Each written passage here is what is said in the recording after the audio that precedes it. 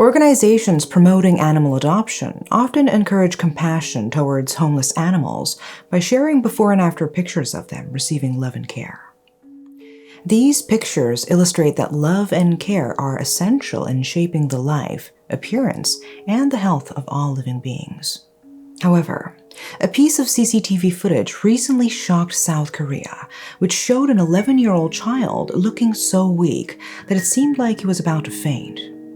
A child, who should have been playing outside with his peers, was instead captured on CCTV, blank-faced, as if he had stopped dreaming and lost all hope. This CCTV footage capturing the heart-wrenching final moments of a child slowly dying infuriated South Korea. If you have a child, watching this video will be incredibly difficult, so viewer discretion is highly advised. Now, let's delve into the Incheon child abuse murder case.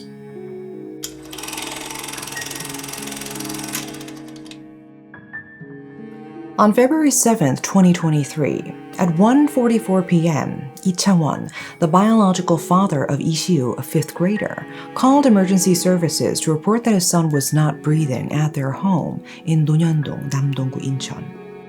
Lee was found in a state of cardiac arrest, with no breathing or pulse. Despite receiving CPR and being taken to a nearby hospital, he eventually passed away. At the time of his death, Lee had multiple bruises, presumed to be from blunt force trauma. He stood 149 centimeters tall and weighed only 29.5 kilograms, which is incredibly underdeveloped for an upper-grade elementary school student. Moreover, he was wearing dirty clothes made of thin underwear material, unsuitable for the season. The child's thighs had dozens of wounds that appeared to have been made by a sharp object. There were skin deformations around the anus, resembling burns, and bruises all over the body that seemed to have occurred at different times. In total, there were 232 injuries on the child's body. The cause of death was determined to be multiple blunt force traumas, indicating a large amount of bleeding under the skin, resulting from being continuously beaten all over the body for an extended period. The medical staff suspected child abuse and immediately reported it. At the time, the stepmother, Lee Soo-jin, denied allegations of abuse, claiming she only pushed the child because he didn't listen to her on the day of his death. The biological father, Lee Chang-hyun, also denied all allegations, stating he had not seen the child for 2 weeks and only returned home and reported to the police after hearing the child was in bad condition. Although Yonhap News reported the emergency arrest of the parents, it did not receive that much attention from the public. However, a month later, the terrible incident was revealed when the case was covered by major broadcasters MBC and SBS on their investigative programs. According to the initial findings of the National Forensic Service, multiple organ damages were confirmed, but the exact cause could not be determined, prompting further examination. On February 15th, the police changed the charge against the stepmother from child abuse resulting in death to child abuse and murder, as they determined the death was not accidental. On February 16th, after receiving the case from the police, the prosecution conducted additional investigations through house searches and seizures. As a result, they find 22 more instances of child abuse, including stabbing the thigh with a pencil and tying the child to a chair with a curtain cord. Lee was abused by his stepmother, Lee Soo-jin, until 2 days before his death. The evidence for this was the home camera installed by the stepmother to monitor her stepson, Shu. According to the prosecution and the police, the stepmother Lee Soo-jin started abusing Shu after having a miscarriage in April 2022 and blaming him for it. At the end of January 2023, when Shu suffered burns in his mouth and could not eat, requiring hospital treatment, Soo-jin instead intensified the abuse. On February 4th, she beat Shu with an aluminum shelf support rod for allegedly stealing something, and then tied him to a desk chair with a towel and curtain cord. With his face covered and his arms and legs tied, Shu was bound to the chair for 16 hours, listening to abusive language and insults blaring from a speaker. From 5 a.m., he was made to transcribe the Bible. On the same day, Shu was beaten again for allegedly taking his younger sibling's pocket money and was then tied to the desk chair for another 2 hours. At that time, internal bleeding occurred all over Shu's body, but his father, Incheon, just watched. To make matters worse, on February 7th around 1 p.m., Sujin pushed Shu, who was holding her arm with both hands and apologizing, causing him to fall over. Shu fell and his head smashed into the ground. He died shortly afterward from the shock caused by internal bleeding. Particularly, Shu, who was malnourished, appeared extremely anxious while buying and drinking a beverage at a convenience store the day before his death. His face was discolored and all his features had sagged, leaving no trace of the vibrant appearance typical of elementary school students. According to a convenience store employee who remembers Shu well, when there was no kimbap available that the stepmother had asked him to buy, he went to another convenience store to get the exact one. Still, Sujin became angry, questioning whether he had really gone to the convenience store because he took too long.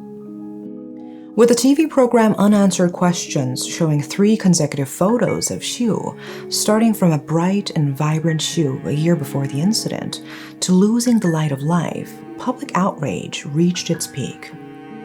2 months before his death, Shu had not been going to school due to his parents' decision to homeschool him in preparation for studying abroad in the Philippines. So no one really knew what was happening to him. The father, Changyeon, is known to be a successful businessman. He expanded his business into real estate, used cars, and interior design, and had significant financial power.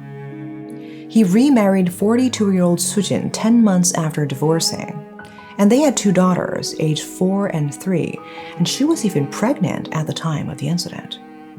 Shu's biological mother divorced Changyeon in May 2018 due to domestic violence and infidelity issues.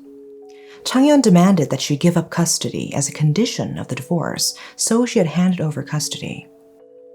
The biological mother believed that even though they were not on good terms at the time of the divorce, he was a kind and affectionate father to their son, so she didn't doubt that he would take good care of him.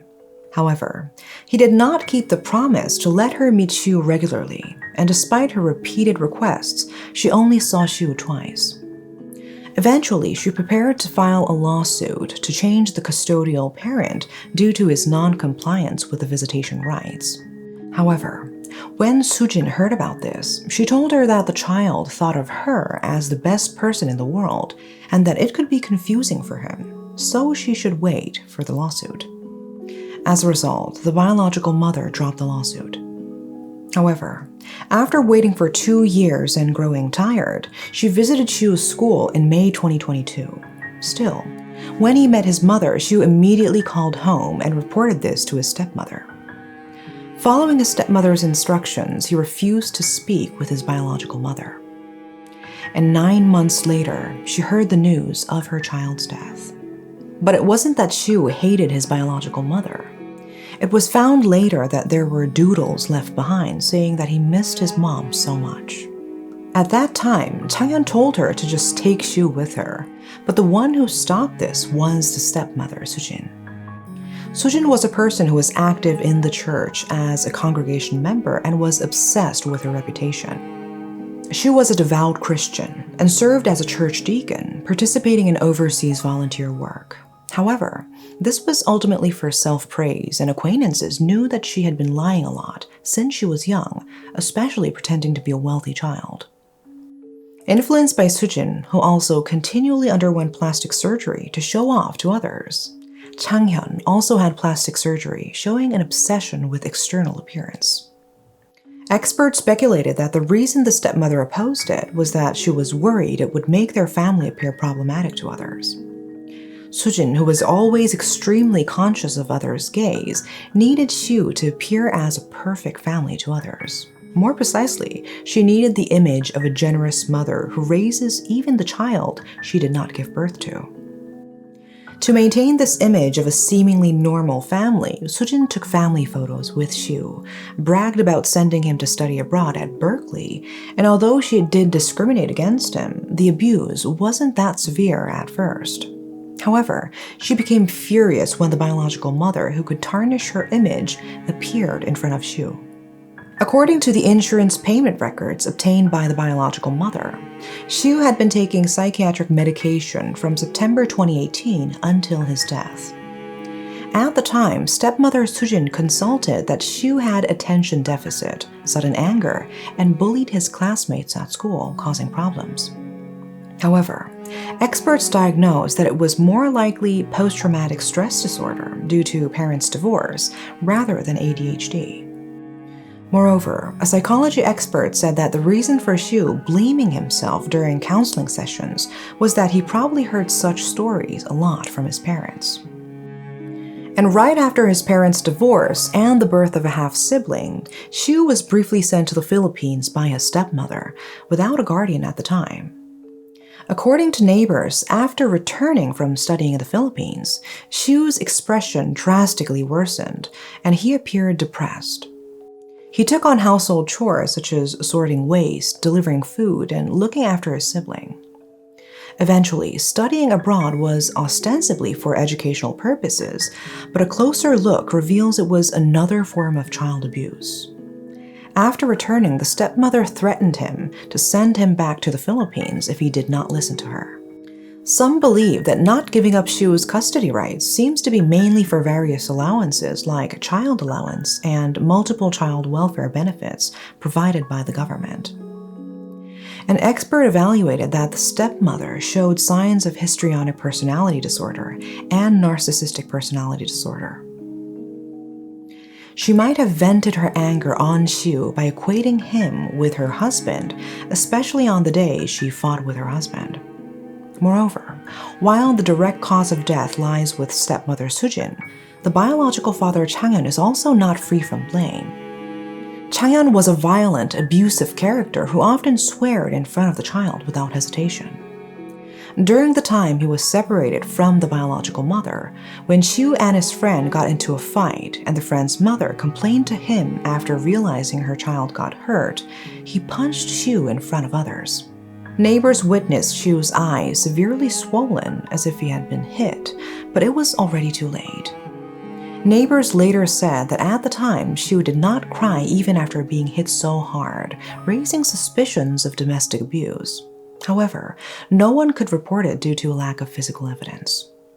At first, during the police investigation, the couple denied all allegations of abuse, claiming that Shu's bruises were self-inflicted. However, under police questioning, they partially admitted to hitting the child and some abuse allegations on the day of his death.